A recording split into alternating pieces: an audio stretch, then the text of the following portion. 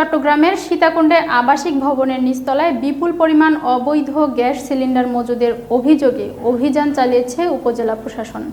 এ সময় অনুমোদনের বাইরে 1000-এর বেশি সিলিন্ডার মজুদ রাখার দায়ে এক ব্যবসায়ীকে 1 লাখ টাকা জরিমানা করা হয়েছে। বিস্তারিত দেখুন সাকিব চৌধুরীর প্রতিবেদনে।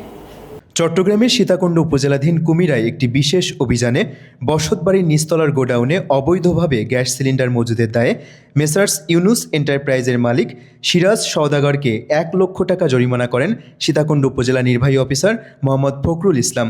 উক্ত অভিযানে সীতাকুণ্ড মডেল থানা পুলিশের একটি টিম উপস্থিত ছিল।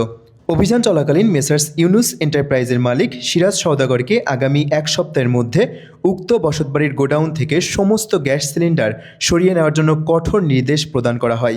মেসার্স ইউনুস এন্টারপ্রাইজের 40টি গ্যাস সিলিন্ডার রাখার অনুমোদন থাকলেও প্রতিষ্ঠানের মালিক একটি বসতবাড়ির নিচতলায় 1000-এর অধিক গ্যাস সিলিন্ডার অবৈধভাবে মজুদ রাখেন।